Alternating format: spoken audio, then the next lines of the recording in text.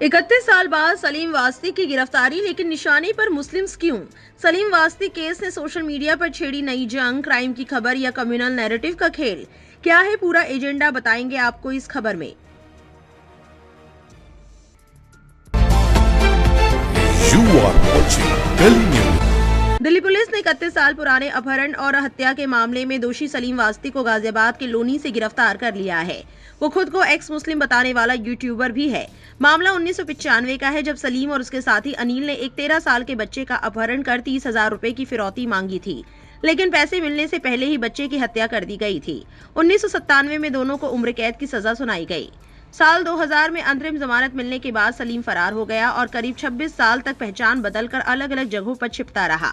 उसने खुद को मृत तक घोषित करवा दिया और बाद में लोनी में कपड़े की दुकान चलाने लगा, साथ ही सोशल मीडिया पर एक्टिव भी रहा। हाल ही में दिल्ली पुलिस की ARSC टीम ने उसे गिरफ्तार कर लिया। इससे पहले करीब 2 महीने पहले उस पर जानलेवा हमला भी हुआ था, जिसमें वो गंभीर रूप से घायल हुआ था। वहीं इस गिरफ्तारी के बाद सोशल मीडिया पर मुसलमानों को निशाना बनाया जा रहा है।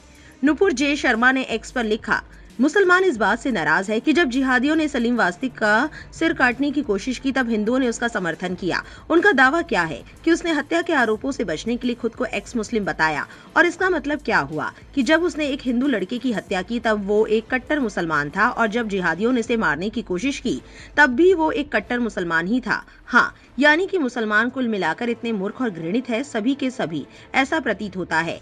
ये मैं नहीं कह रही हूँ, ये उनके आज के दावों से निकला हुआ स्पष्ट निष्कर्ष है।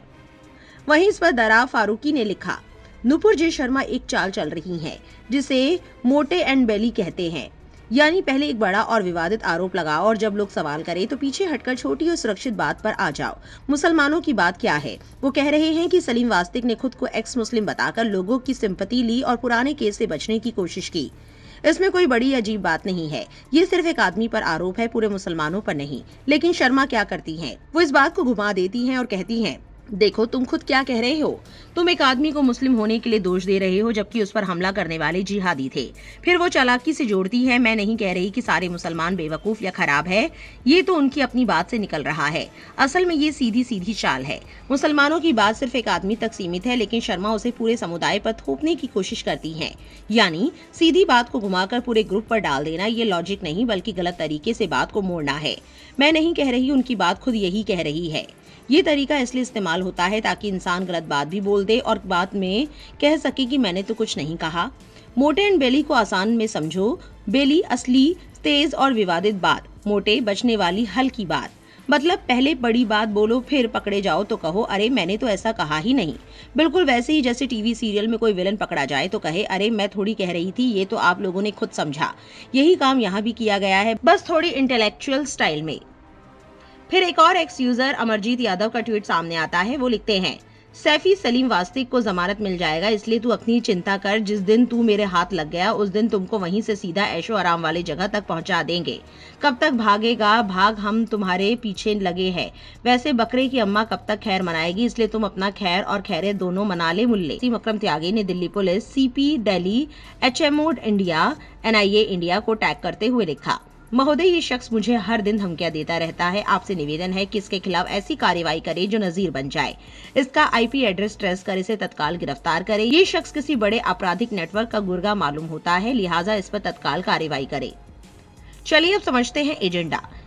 कुंवर दानिश अली एक्स पर लिखते हैं, एक हत्यारा एक्टिविस्ट बनकर नफरती एजेंडा चलाता रहा, सरकारी संरक्षण में पलता रहा। योगी आदित्यनाथ, क्या आपने नफरत के एजेंडे को साधने के लिए अपराधी को संरक्षण दिया था? एनकाउंटर के खेल में उन गरीब माँ बाप का क्या कसूर है जिन्होंने अपने बच्चे खो दिए? इस गठजोड़ का जवाब आपको देना होगा। आपको बता दें कि इन्होंने इससे पहले एक ट्वीट किया था जिसमें इन्होंने आज तक की सुर्खी को शेयर किया था। उसमें लिखा था, सलीम अटैक केस, जिशान गुलफाम के एनकाउंटर पर छलका पिता का दर, बोले जेल भेजते तो बेहतर होता। इस पर कुंवर दानिश ने लिखा, हिंसा का कोई मजहब नहीं होता, लेकिन लोकतंत्र में ये सवाल जरूरी है, क्या कानून का काम सिर्फ आरोपी को खत्म करना है या न्याय तक पहुंचना? 2027 के चुनाव से पहले क्या ये एनकाउंटर भी सत्ता बचाने की वही पुरानी स्क्रिप्ट है? जनता की तकलीफों का जवाब नहीं है, इसलिए डर का माहौल बनाया जा रहा है। वहीं पुष्पराज यादव एक्स पर लिखते हैं, हमारे देश में हिंदुओं को मूर्ख बनाना सबसे आसान है, और ये तब और आसान हो जाता है जब आप कट्टर हिंदू बनकर मुसलमानों को अपशब्द कहना शुरू कर दो। क्या सच में कोई इतने सालों तक इसकी पहचान नहीं कर पाया? ये एक्स मुसलमान बनकर सबके बीच रहते हुए अपना यूट्यूब चैनल बनाकर जहर उगलता है और भक्त लहालोट होते रहे। इस पर हमला करने वालों का एनकाउंटर कर दिया गया और फिर से भक्त मगन हो उठे। ये मुसलमानों को गालियां देता है तो हमारे मन में गुदगुदी होती है, ठीक वैसे ही जैसे नाज़िया इलाही खान के करने पर होती है। नफरत में इतने अंधे हो चुके हैं कि एक बार कोई विचार नहीं करता कि आखिर ये क्यों अपना धर्म छोड़कर हमको खुश करने के लिए अपनी कौम को गाली देते हैं। जो दूसरों को खुश करने के लिए अपने भगवान का अपमान कर सकता है तो वो क्या आपका सगा बनेगा?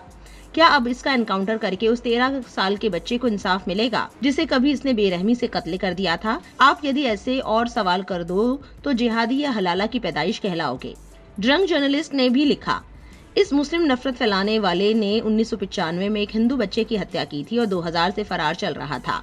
उसे हिंदू संगठनों द्वारा संरक्षण दिया जा रहा था। इस खबर को लेकर आपकी क्या राय है? कमेंट सेक्शन में जरूर लिखें और ऐसी और वायरल खबरों के लिए हमारे चैनल को सब्सक्राइब करना ना भूलें।